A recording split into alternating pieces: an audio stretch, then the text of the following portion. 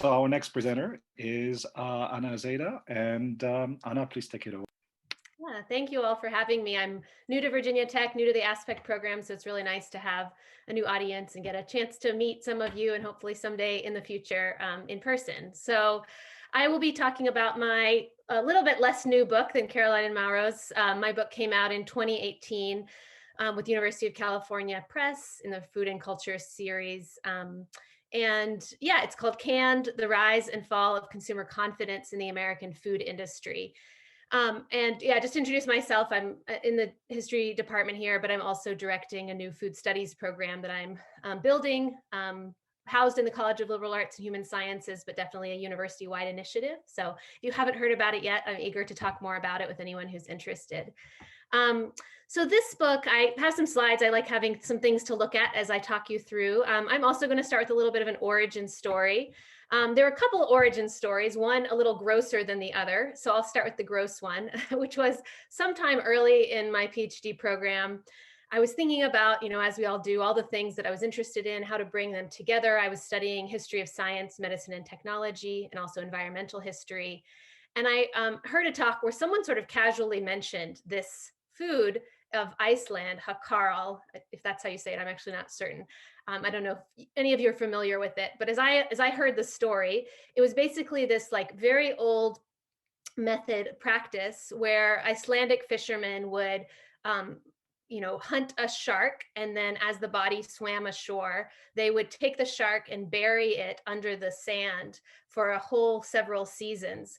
And what would happen was that the flesh of the shark contained some kind of toxin that if eaten fresh or just recently killed, it would not be something that humans could consume. But through the process of fermentation, rotting that the shark underwent buried in this sand, that the Icelandic fishermen would then be able to uncover this shark, cut the flesh into strips and hang them to dry. And that's what you see in this image, is these strips of buried, rotten, fermented, and dried shark flesh. And I've never tried it yet, but from everything I've heard, it's not a pleasant taste or smell. It's a very strong, odorous, intense flavor and smell, and perhaps an acquired taste. But I heard this story, and it was in this context of why would people develop this kind of system of really intense work and labor, as well as in order to produce something that's not particularly pleasant to eat. And of course, it connects us to this really ancient need for food preservation, especially in very northern regions that didn't have long growing seasons or systems of agriculture. This need to survive, the way that food preservation was this way to overcome seasonal and geographic limitations and allow for human survival. So that idea of food preservation really emerged as a compelling one that I wanted to know more about. And at the same time, I was also reading these books like these, and of course, there have been so many others that have come out since alongside my sort of academic books. I was reading these books that came out around 2010, kind of about the problems in the food system. And authors like these were pointing to a number of different issues that they identified as problems in kind of a modern American food system: slanted scientific research, marketing that was manipulative in different ways, resistance among the food industry to government regulation, and all of this sort of, leading to a highly processed, unhealthy food system. And one of the terms that I kept hearing in these, as well as in Michael Pollan and others, was this sort of like lack of transparency, right? That what we needed was, Pollan famously writes about, like, if we had glass abattoirs, slaughterhouses, that the meat system would be reformed. And of course, there's all kinds of problems with that argument, but the idea that what we needed was to be able to see behind the scenes, that we needed something to break the opacity of the food system. And there was one organization that kept coming up in some of these readings that I had never really heard of before or thought that much about. And it was the GMA, the Grocery Manufacturers of America, or the Grocery Manufacturers Association. And it was this trade organization that was really, a coalition of about 300 major food producers, including the kind of name brands that we're much more familiar with, Coca-Cola and others. But it was sort of a group that brought them together, like a union you might think of, to bring together for policy change, for lobbying, for strength through unity. And so I hadn't really thought much about trade organizations, and I started looking into the history of the GMA. And I saw that in 2007, the GMA had formed out of bringing together two organizations, the GMA and the Food Products Association. And if you look at the Food Products Association, you see that the oldest member, the companies who are parts of this association that have the oldest establishment dates, all were initially part of the National Canners Association, which was the first trade organization that I kind of point to of the processed food industry, which was formed in 1907, immediately on the heels of the passage of the Pure Food and Drug Act in 1906. And so I started to think about, oh, canned food. Okay, it's something that's so easy to overlook, something that we think of as, not important. I still chuckle sometimes when I tell someone that I wrote a book about canned food because it seems marginal to everything that we think about. And yet I started to see that perhaps at the root of some of these problems in the modern food supply were canners. So I turned my attention to these early canners, especially the ones who founded the National Canners Association. And there's a couple of things that kind of really motivated the analysis in the book. I point to canned food as the first opaque food. So using that kind of play on the idea of transparency that the modern commentators were complaining about the lack of, to say, how did food become opaque in the first place? And the literal opacity of the tin can was critical to what motivated and drove the research that canners took in the early days. And when canned food first comes on the scene in the 19th century, there's a real concern about whether this is a trustworthy product, about the safety of this food, about what it meant to be so disconnected from a sensory experience of of smelling your food to see if it's fresh, of picking it up to see if it's hitting on a watermelon to see if it's ripe. These kinds of sensory experiences that people, and women especially, had for so long in the market, and instead having this, every single canned food was identical other than the label, and having this opaque object that doesn't represent, doesn't look like it would in nature. So how did that development of trust emerge? And so I really focus in on the canning industry itself, the food industry in this book, to see how they use this object, this space of the trade organization, to build that trust. How they always had in mind what I call their sort of imagined consumer, much like this sort of middle-class white woman that you see in this image. Until the 1930s and later, the canners didn't really know who their consumers were exactly. And yet they always had in mind, how do we win over this imagined consumer? And so through this process of trust building, the sort of chapters in the book, which I'll talk about more in a minute, really led to very complex relationships among canners, and then later the food industry itself, consumers, the government, public health organizations, federal food policy, the USDA, and scientists of all kinds, agricultural scientists, bacteriologists, others who were working in this space. And that it was this emphasis on science as a sort of fountain of trust that the canners tried to win over these skeptical consumers, and eventually did so.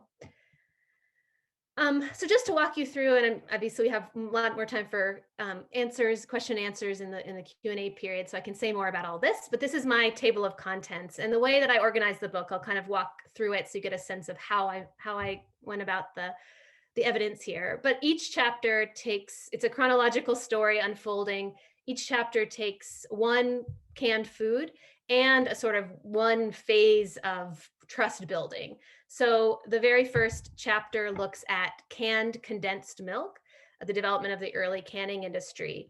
And this takes us all the way from sort of the origins of industrial canning, which I point to the invention of canning with Nicolas Appert, a French confection maker, around 1800. Although right now, at the same time, I think Daniil Christensen, who's in the religion and culture department, is giving a talk in the STS department all about how Appert was not actually the father of canning. And of course, he built on the methods that women had been using for centuries of food preservation. And but in any case, I point to his sort of being recognized as someone who develops a method that becomes an industrial practice as opposed to a home canning practice. And how this slowly moves to the US in the 1830s, really takes off in the Civil War. Gail Borden starts Borden's Canning Company, which we still know the name today, and gets a Union Army contract in the Civil War, which exposes many soldiers to this taste and trust for canned food, which they bring home with them, and starts to make a space for it. And then through the early lobbying efforts of the canners to get a federal Pure Food and Drug Act long before, for 20 years before the actual passage of the act that we hear more about in 1906, and then the creation of the National Canners Association in 1907, and the early efforts of laboratory research that the association launches. Then the next chapter moves forward in the 19 teens and 20s to look at peas, especially focusing in on the University of Wisconsin College of Agriculture and Agricultural Experiment Station, to see just how pivotal canners were in university and farmer and canner relationships that emerged, sponsoring grants of research, getting the agricultural college to turn a lot of its attention to the problems of breeding better crops that fit the can, of dealing with canned peas pesticides and fertilizers, and breeding animal husbandry issues of what can you do with the pea vines once you take the peas off them. So many different relationships that emerge to promote the kind of burgeoning land grant agricultural state. Then chapter 3 looks at a case of botulism in ripe canned olives around 1919 and 1920 that leads to about 10 people's deaths throughout the country, but becomes a very sensationalized sort of story, brings in a lot of public health regulatory apparatus to create state inspection services. Canners invite state regulation. They want to have oversight in this period because they know that that's what will, or they believe that that's what will get consumers to trust canned food again. In contrast to sort of our modern ideas of food industry, perhaps resistance to regulation. And then the 1930s is where I point to kind of a turning point in that relationship. This is when canned food gets enough of a foothold. If you see graphs of canned food production, it takes off in the 1930s for a variety of reasons. But one of them is certainly the rise of a consumer movement that starts to make that imagined consumer more legible. Canners start to have focus groups. They start to reject, under the New Deal government, there's an effort to regulate grade labeling of cans, and canners resist strongly and sort of win the fight against government regulation and start to shift toward a more self-reliant image creation. In chapter 6, I look at canned tuna in the 60s and 70s, especially looking how some of the kind of primacy of processed food that cans have sort of helped lay the foundation for by this period begin to be challenged by arising environmental and consumer movements that have that target canned food as part of the core.